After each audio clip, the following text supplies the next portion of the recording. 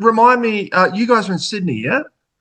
Yeah. Yeah, like northwest, sort of a bit further down. Well, no, Okay, my Southwest. condolences. Southwest, yeah. Sorry. God. Get the compass Oh, out. okay. Guys, I just watched the video for Soundslayer. Ah, okay, story time. Like, what? How did this come about? Oh God. Okay, so we were I can't remember, was it a band prac? And we are just shooting the shit as you do. And because we both teach, we're both music teachers. And Ben had a student, was it a young kid? No, what, like That late make twenties? that makes it way better.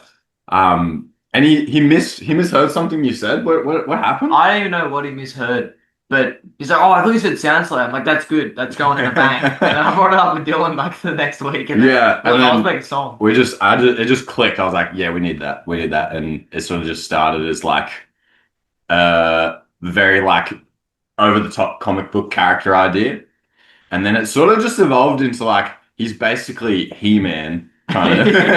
He's basically He-Man, which is funny because that's the model that they used for the video. Um, and where did the actual story come from? I'm just Shooting thinking. the shit. Yeah, it's It was just more just like, "What if you killed the frog?" yeah. Like stuff like It's that. just yeah, really dumb stuff. Just like it needs to be fantasy. It needs to be like in a castle, and it needs to just be like fucking shit up, Yeah, basically. and We it needs can't to. swear. Yeah, to do much as you want. Oh, And cool. Right. yeah, oh, dude. Yeah, whacking the frog out the window with the sword was how Right. so what concept did you give the people who created it? We actually, I feel like we had a pretty, basically what you see is very similar to what we gave them. We had a pretty like solid vision for it. We knew it was like it's got to be in a castle. It's got to there's got to be some sort of claymation element to it, like some sort of creatures getting murdered, and there's got to be a wizard. Those were like some of the key things, and we gave them like lots of little shots and stuff, and they sort of just wanted to flesh out like a bit of the background story of the character of like Soundslayer, and that's where they came up with things like the wizard making Soundslayer, and then the wizard like trying to escape, which was cool. So what inspired the song itself? That's a great question. Let me ponder that one for a second. I suppose it was that thing of like Ben heard that from his student, and that was just like an idea of like, oh shit, that could be a thing of like some sort of like almost like anti-hero kind of vibe, sort of maybe like a bit like Batman, but That is not anti-hero. yeah, he sort of is. He sort of is. The A little bit, Punisher. yeah. A little bit. Yeah, yeah, maybe more like that. Oh, we're frozen. A guitar sword and use like Oh, his sonic. back it up. You froze. Just back up about 15 You minutes. Oh, froze sorry. too. Yeah, it's sort of like came from that idea of a really dumb comic book character who uses his sonic abilities, like his sonic sword and shit to fight off stuff. It's very much like what I would have drawn in my book as a kid. Yeah. Like you just making characters up. You're like, "Oh, what if you had a laser eye?" Yeah, It's yeah. very much that vibe of like, "What if you had this?" Yeah, It's like there's 100%. no real kind of like through line Yeah, of what you see is what you got. 100%. Yeah, there's no like undertones or anything. It's like it's literally exactly what it's about. Have you heard? Are you familiar with Big Dumb Face at all? So it's No. okay. So that's Wes Borland from the band Limp Bizkit. So it's Oh yeah. his one of his side projects, and it's absolutely bizarre. It's like Army Ministry meets like the Army of movie Army of Darkness. So it's all castles and stuff, and all Okay. completely silly, completely just off its tits, just weird as hell. So yes, I thoroughly recommend Big Dumb Face. I think you both will get quite Okay. a kick out of it. Um, I've- so you guys are a duo, and I feel like I'm collecting them at this point. You know, we've got Astro Death. spoken to them a bunch of times. Black Reno. Yeah, well, technically they're three, but that's guitarist, drummer, and singer. And Wormrot. Like there's seems to be a real there seems to be something really cool about this stripping sound down to just that base level. What are some of the advantages and disadvantages of having only two members? I think one of the big advantages is definitely like organizing. It is so easy to just like message one person and it's like that's done. There's no especially because we have the same job. Yeah. So our schedules are the same. It's just videos makes the same. so easy. Like, and like I was thinking like even just the thought of adding another band member and having to juggle that is just like just a nightmare. Just such a nightmare. But it also in terms of like songwriting, because of the style of music that we have, it is actually kind of helpful because it's kind of like I've got a bit of a rule book for myself when I'm writing a song. Obviously, I don't need to follow those, but it's like, okay, I can't sit there because of the sound I've got. I can't sit there and play four chords in a song. Not only that's not for the style, but like I literally cannot, it's not going to fill out the sound in the same way. So if I do play any chords whatsoever, it can't be full chords like strummed out. It's got to be in some way, shape, or form arpeggiated. Otherwise, it just all shits out and dies. So it's really interesting to be able to go, okay, well, I want to try this thing, but I've got to then twist it in a way for it to actually translate. Because I use heaps of fuzz. I split my signal so it's like bass and guitar. Also run a bit of synth pedal as well. So all those things translate. And if I just do a one chord with all that fuzz and stuff, it just dies completely. So it's sort of like an advantage, but a disadvantage in that sense. Yeah. In terms of writing, which is cool. I'm trying to think if there's any other advantages or disadvantages, just in terms of because I've been in another band before. What do you reckon? What any other things? Stop shaking the camera. Never. I mean, just being able to the ease of packing. You know what I mean? For Yeah. We're going on tour. Sweet, drums and everything in the back of the car. Let's go. Like, yeah. Unless you get to share less of the rider too, which is always good. Oh yeah. More beers, which is the best part. So, how would you guys describe the music scene in Sydney at the moment? It's another hard one. I feel like, at least from this band's perspective, I feel like for us, we are a bit of a specific sound and genre, and I don't feel like we have found our community at the moment, which is interesting. Like there's a couple of bands that we've played with that we really have connected with. It's generally more of like the punk or the psych rock kind of stuff. Like last week we just did a show with Creep Features, which was unfortunately their last show, but they're also a two-piece and a kind of similar vibe, less like crazy fast psych rock kind of vibe. But like bands like Cosmic Caravan, who are also like a psych rock band, like Derek and the Idiots as well, which rest in peace, unfortunately. Which is like a punk kind of band, all sort of resonates with us heaps.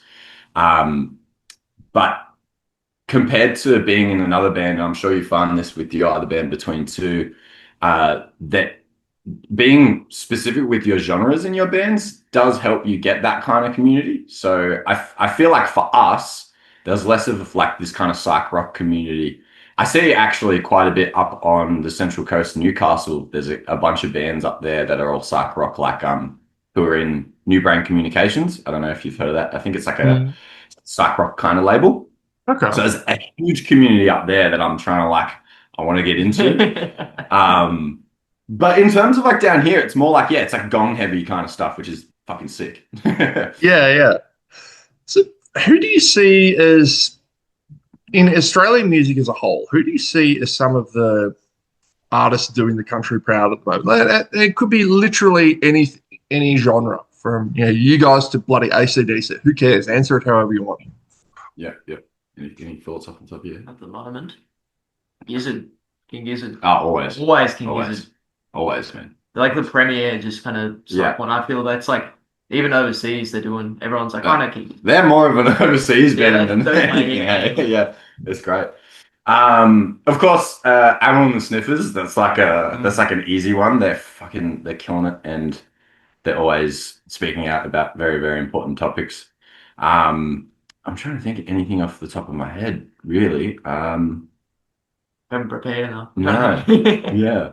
Um, what's some Aussie bands that I'm really digging? I suppose a band that I'm just in general really enjoying would be oh God, I'm blanking on the name. Oh yeah, yeah. Battlesnake actually is a really, really good one. Very King Gizzard vibes as well. They sort of push a bit more into like the wackiness, which is really They're cool. nuts. Oh man, Yeah, I they're if really sick.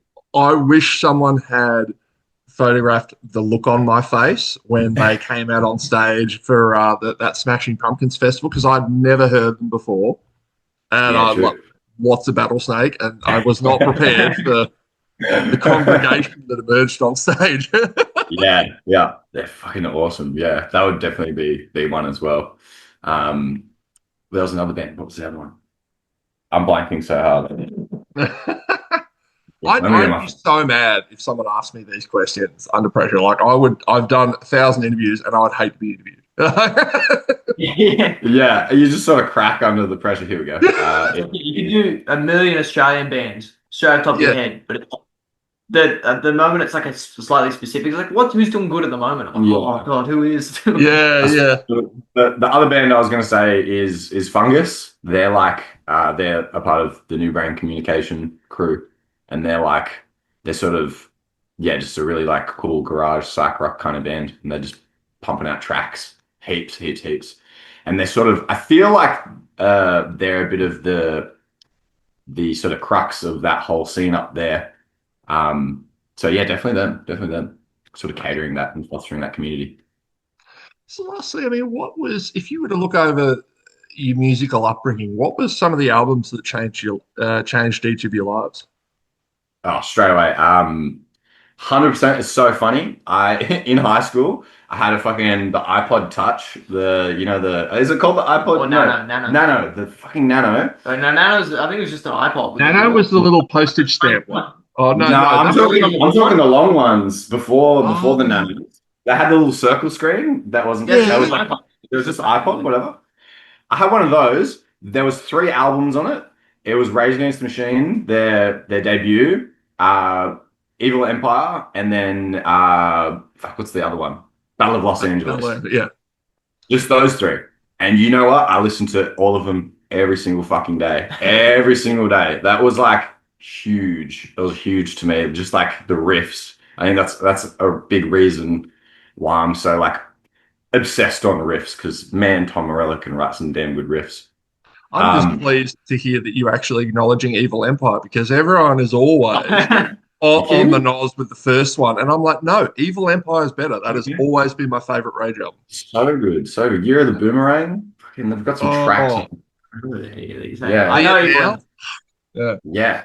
Yeah. Seriously. And then I suppose another because in year seven it was funny. I went like a bit of an opposite direction because I feel like a lot of people start off kind of like light in terms of if you're starting to talk about metal, they start off light and then they go really heavy. I had the sort of opposite thing. I really got into the Aussie metal scene. So people like, Thy Art Is Murder, In Heart's Wake. And this was like, when all that sort of was popping off. And then I sort of died down. Like I was really into like death metal, and then now I've come down and I've started getting into punk rock because of a couple mates, and we were just like banging instruments. So another one would be Blink-182. Like I would say, I suppose easy one would be Enema of the State because that was just one of the big ones. Maybe we're probably going to pinch that. But those sort of two bands in particular were huge for me. Yeah. What about yourself, Ben? I I feel like I had a mix. The album that maybe was like I'm gonna learn drums was Justice for All, Metallica, which is funny because Lars is not good. It's like if you listen to that, like now that I'm a lot better, I listen to that now. I'm like, this like I love the album, but I'm like, this is like yeah, enough said. But I feel like that convinced me to play drums. And then as I started kind of getting my own music taste away from like my dad, because I was just kind of picking songs with him. Now I started expanding it. I got really into like punk, in like skate punk. I'm sure of like kind of 90s Lagwagon, the Vandals and stuff. Yep. Just really quick, but not just quick. There's like a little bit more intricate. And then kind of more early 2000s, 2010s kind of pop punk stuff. Just Did you say the Vandals? Yeah, love the Vandals. It is funny. When we were rewatching, with my wife and I were huge fans of the X-Files, and we're huge fans of that track, "Live Fast Diarrhea," which they used Yeah. on the X-Files episode with Jack Black in it. Yeah, I fucking killed it. Go on. That's Sorry dumb to interrupt. album. Go on. All the stuff on that album is dumb. But just that idea of like it's really quick, but it isn't just that beat the whole time. There's a bit of stuff going on, and it's also not really that serious. It's the stupidest song you've ever heard of. I kind of got really into that for a bit, and then no, I feel like I just stuck with that. Actually, I was going to change it, but I feel like I just stuck with that. Yeah, I was going to say you're pretty on the ball. I like playing really fast. I like doing fills, but yeah, I know my place. I don't want to take it too serious. So word of warning, I am going to be titling this Lars Isn't Very Good. Yeah. He's not. I love Metallica too. But yeah. Look, he's been copping that for, he's probably the least talented member of that band by a mile. But he's better at drums than I am. You know what? I watched the making of the Black album like recently on YouTube, and it was so funny just seeing it all because we got to give him a little bit of respect because they recorded tape, so a little bit of respect there. But it's interesting because he does do a pretty big role of producing. Oh yeah, in that band, but it's so funny because it pissed off the actual producer a lot more of the time than anything. So he's just a fucking nuisance all around. He's a little like me. Yeah, he's still fuck. But yeah, I love that album. In life, try to be as annoying as Lars Ulrich would have been to Bob Rock. Yeah, 100%. Now, guys, this has been fun. Lastly, out of the two of you, who's the better looking? Oh, you got more hair than me. I do have more hair than you. I think Yeah. We'll go on the hair factor. Yeah. Dylan's taller. I am taller. I got a one up there. Well, this is, if you guys were a straight ahead metal band, it would be a great time to be like, what's more metal, hair or no hair? Because, you're outnumbered at the moment. Yeah. We got you here. Oh dear, guys! Thank you very much for your time today. Well done with the single is great, and the video's a crack up. So we're going to run this the day it comes out. So man, awesome. Have a great day. Thank you so much. Thanks so much for your time.